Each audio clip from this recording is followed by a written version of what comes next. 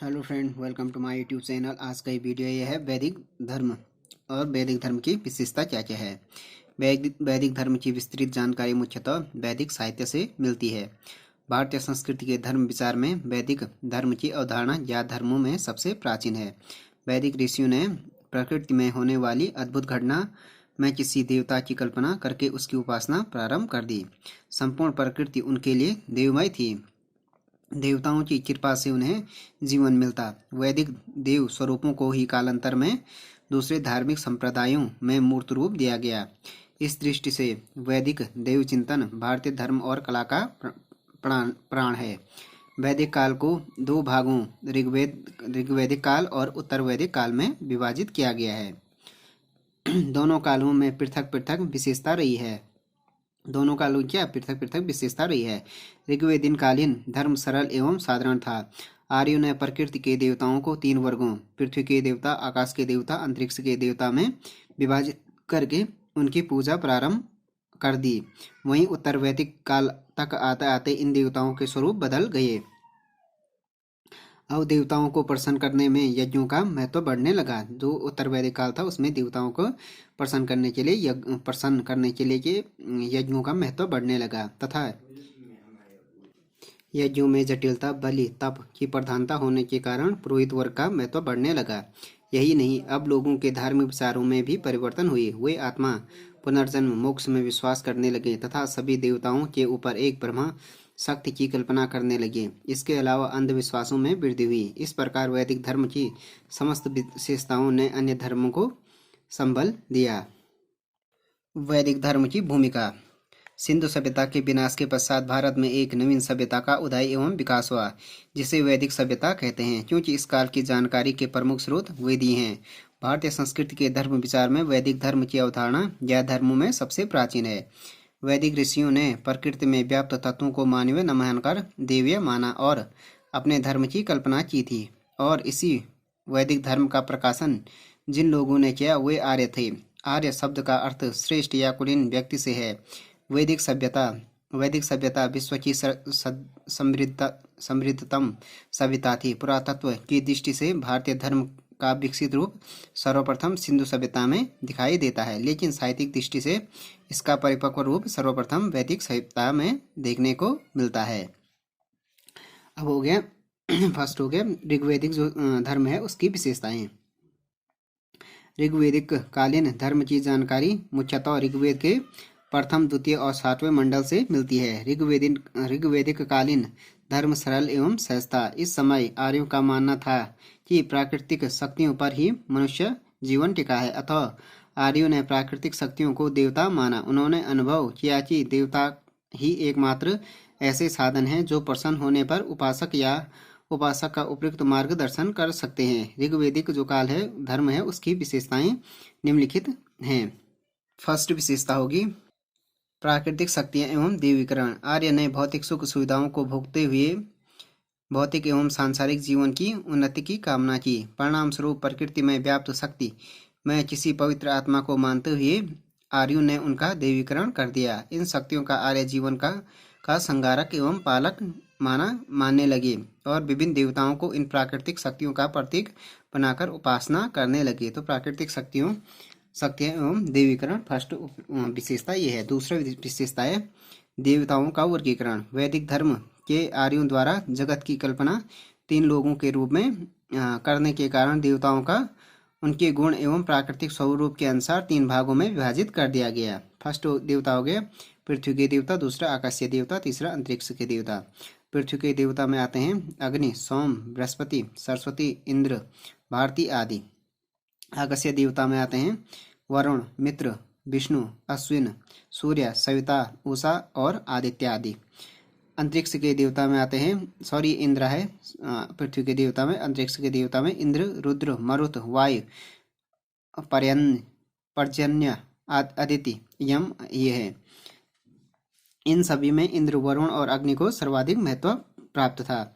इंद्र को शक्ति और वीरता का देवता मानते हुए पुरंदर कहा गया, जबकि अग्नि को देवताओं का मुख कहा गया।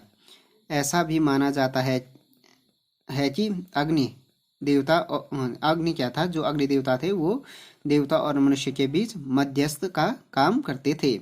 वरुण को ऋतुओं में संतुलन स्थापित करने वाला जल का अधिपति माना गया है।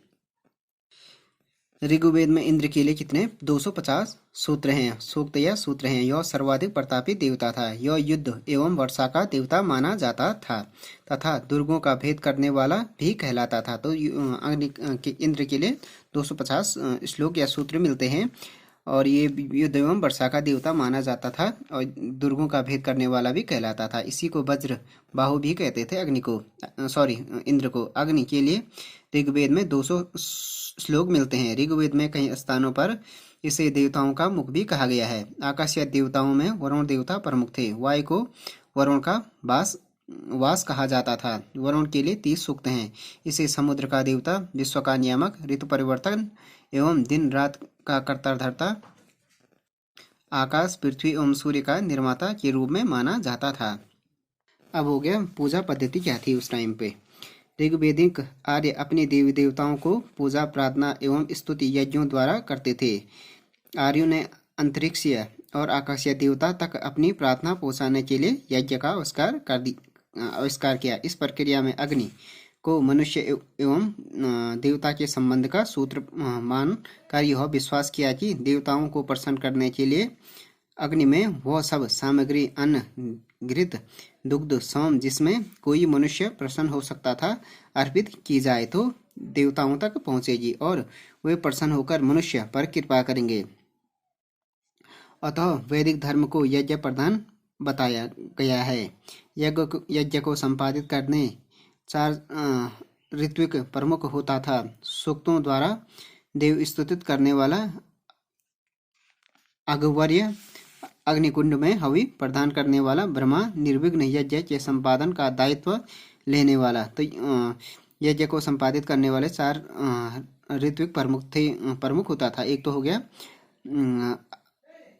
अघवर्य, दूसरा ब्रह्मा, तीसरा उद्गाता हो गया, किससे, कामना संबंधित मंत्रों का सस्वर गायन करने वाला। अब जो उसके बाद अन्य विशेषता होगी एक ईश्वरवाद। ऋग्वेद में एक कथन है, एको सद्विप्रा बहुधा वदंती। ईश्वर एक है परंतु उसका वर्णन कई रूपों में किया जाता है। ऋग्वेद में इस कथन से स्पष्ट होता है कि आर्य एक सत्य में विश्वास रखते थे, वह एक ईश्वरवाद थी। ऋग्वेद में प्रार्थना, उपासना तथा भेड़ द्वारा जिन देवताओं की स्तुति की गई वे सभी सत्य के अभिभावक हैं। इस प्रकार ऋग्वैदिक आर्यों ने एक ईश्वरवाद की उपासना प्रारंभ कर दी थी। तो एक ईश्वरवाद के बाद हो गया बहुदेववाद। ऋग्वैदिक आर्य एक सार्वभौमिक सत्ता में विश्वास रखते हुए भी बहुदेववादी हो गए थे। ऋग्वेद अनेक देवताओं का अस्तित्व मानता है। एक ईश्वरवाद और बहुदेववाद के इस समन्वयी दृष्टिकोण के विषय में यास्क ने उदाहरण देते हुए कहा है कि व्यक्तिगत रूप से भिन्न होते हुए भी जैसे असंख्य मनुष्य राष्ट्र के रूप में एक हैं, वैसे ही विविध रूपों में प्रकट होने पर भी देवताओं में एक ही परमात्मा व्याप्त है। इस प्रकार ऋग्वैदिक आर्यों ने प्राकृतिक शक्तियों का देवीकरण कर दिया तथा प्रकृति की प्रत्येक अद्भुत शक्ति यथा बादल, वायु, बिजली, नदी, वर्षा आदि सभी में एक परमात्मा की कल्पना करके उनकी उपासना प्रारंभ कर दी। परिणाम स्वरूप आर्यों के एक से अनेक देवता हो गए। बहुदेववादी होने के बावजूद आर्यों ने एक ईश्वरवाद को भी माना।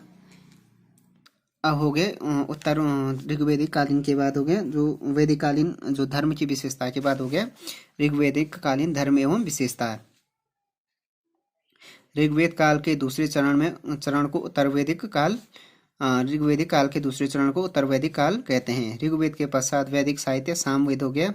यजुर्वेद व अथर्ववेद की रचना हुई। ऋग्वैदिक कालीन समाज, राजनीति तथा धर्म तथा आर्थिक जीवन में उत्तरवैदिक तक आते आते काफी परिवर्तन आ गया। इसी प्रकार ऋग्वैदिक धर्म और उत्तरवैदिक धर्म में काफी बदलाव दृष्टिगोचर होता है। जहाँ ऋग्वैदिक काल में बहुदेववाद का बोलबाला था, अब उत्तरवैदिक काल में कई देवी देवताओं का प्रादुर्भाव हो गया। जहाँ ऋग्वैदिक काल में आर्य प्रवृत्ति मार्गी थे, उत्तरवैदिक आते आते निर्वृत्त निवृत्ति मार्गी हो गए। इतना होते हुए भी उत्तर वैदिक कालीन धर्म की कुछ विशेषताएं हैं जो इस प्रकार हैं। फर्स्ट विशेषता हो गया प्रमुख देवी देवता। उत्तर वैदिक काल में क्या हो गया कि यद्यपि बहुदेववाद की प्रतिष्ठा रही, आर्यों के देवता तो वही रहे, परंतु अब उनके महत्व में परिवर्तन आ गया। उत्तर वैदिक काल में अब शिव, विष्णु, ब्रह्मा, पार्वती, दुर्गा, भैरव, गणेश आदि देवता महत्वपूर्ण हो गए। इसी प्रकार प्रजापति को भी ब्रह्मा के रूप में यज्ञों का स्वामी माना जाने लगा। ऋग्वेदिक देवता इंद्र, वरुण, अग्नि तथा सूर्य का स्थान अब गौण हो गया। रुद्र का नाम शिव में परिवर्तित कर दिया गया। दूसरा हो गया यज्ञ विधि विधान। उत्तर वैदिक काल तक आते आते यज्ञ विधि विधान भी अत्यंत जटिल हो गया। इन यज्ञों को संपादित करने वाले पुरोहितों का भी महत्व बढ़ने लगा। अब एक यज्ञ को संपादित करने के लिए 16 पुरोहितों की आवश्यकता होती थी। यज्ञ के लिए कहा जाता था कि विश्व की स्थिति के लिए यह नितांत आवश्यक है। उत्तर वैदिक काल में एक निश्चित यज्ञ शैली का उदय हुआ। अब यज्ञ पूरे विधि विधान से की जाने लगी। अब यज्ञ संपादित करने में 4 समूहों में विभाजित बहुसंख्यक पुजारियों की आवश्यकता होती थी। अब दैनिक एवं सामूहिक यज्ञ दोनों किए जाने लगे। सामूहिक यज्ञों में तो कई यज्ञों में कई वर्ष लग जाते, जो सामूहिक यज्ञ उसमें कई वर्ष लग जाते थे। बलि का महत्व। जटिल यज्ञों के साथ इस काल में बलि का महत्व भी बढ़ गया। पुरोहित वर्ग हवन कुंड में दूध, घी, चावल तो चढ़ाते थे। अब देवताओं को खुश करने के लिए सोम एवं पशु बलि भी दी जाने लगी। ऋग्वैदिक काल में देवताओं के प्रति आत्मसमर्पण की भावना थी। वही इस युग के आर्यों में मंत्र शक्ति तथा यज्ञादि के द्वारा देवताओं को अपने वश में करने की भावना का विकास हुआ। इसलिए यज्ञों में बलि महत्वपूर्ण हो गई। यहाँ तक कई यज्ञ तो वर्षों चलते थे और उनमें बलि भी बड़ी दी जाती थी। तो बलि का महत्व की बात हो गया। तप की प्रधानता। उत्तर वैदिक काल तक आते आते तप की प्रधानता बढ़ने लगी। अब धार्मिक विश्वासों में तप को भी विशेष स्थान प्राप्त था, मगर तप के लिए किसी अनुष्ठान या आयोजन की आवश्यकता नहीं थी। इस समय तप और ब्रह्मचर्य को जीवन में अधिक महत्व दिया गया तथा संन्यास धारण करने का समर्थन किया गया और सन्यासी जीवन कठोर अनुशासन से युक्त था। इस प्रकार तप की महत्ता भी इस काल में बढ़ गई। देन हो गया अंधविश्वास एवं आडंबर। समय के साथ साथ यज्ञ, कर्मकांड आदि में जैसे जैसे जटिलता आई, लोगों में अंधविश्वास की भावना बढ़ने लगी। अथर्ववेद में ऐसे मंत्रों का संग्रह है जिनसे भूत प्रेतों से रक्षा, जादू टोने से उनका हल या निवारण संभव है। इनसे स्पष्ट है कि जादू टोना, वशीकरण, प्रेतात्माओं आदि मनगढ़ंत बातों में लोगों का विश्वास बढ़ने लगा और अंधविश्वास लोगों के जीवन का अंग बन गया। अध्ययन हो गया ऋण की मान्यता। उत्तर वैदिक काल के धार्मिक जीवन में एक अवधारणा और जुड़ गई कि व्यक्ति का जीवन संचालित करने में माता पिता, गुरु एवं देव का महत्व होता है और इनका ऋण व्यक्ति पर रहता है। जब तक ऋण नहीं उतारा जाता तब तक उसे मोक्ष प्राप्ति नहीं होती। अथवा देवताओं की पूजा से देव ऋण, वेदों का अध्ययन करने से गुरु ऋण तथा पुत्र उत्पन्न करके वंश वृद्धि करके माता पिता का ऋण पूर्ण कर सकते हैं। इसलिए इस काल में यह माना जाने लगा कि प्रकृति के अन्य जीवधारियों के प्रति भी वह ऋणी होता है। अथवा जीव दया का पालन में व्यक्ति आने लगा एवं ऋण को महत्व देने लगा। तो ऋण की मान्यता भी बहुत थी। इसमें पुनर्जन्म में विश्वास भी बढ़ गया इस टाइम पे उत्तर वैदिक काल में। इस काल में आर्यों की मान्यता होने लगी कि आत्मा अजर एवं अमर है, वह कभी नहीं मरती है, बल्कि मृत्यु होने पर शरीर का त्याग करके दूसरे शरीर में प्रवेश करती है और जब मोक्ष की प्राप्ति हो जाती है तो वह इस सांसारिक आवागमन से दूर होकर परम ब्रह्म में लीन हो जाती है। मोक्ष की अवधारणा भी इस काल की विशेषता है। जब आर्यों ने जीवन का अंतिम ध्येय मोक्ष प्राप्त करना स्वीकार कर लिया था, मोक्ष का अभिप्राय जीव के जन्म मरण से मुक्ति पाना था। अतः उपनिषद में स्पष्ट लिखा है कि बिना आत्म तत्व को पहचाने मोक्ष की प्राप्ति असंभव है। मनुष्य जैसे कर्म करता है उसे वैसा ही फल मिलता है, परिणाम स्वरूप उसे मोक्ष की प्राप्ति नहीं होती है।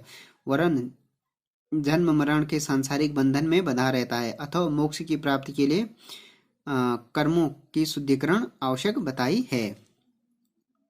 तो फ्रेंड्स, ये वीडियो हो गया वैदिक धर्म और उसकी विशेषताएं हैं उसके बारे में हो गया video. Thanks for watching this video. If you like this video please subscribe my channel and like share and comment on this video.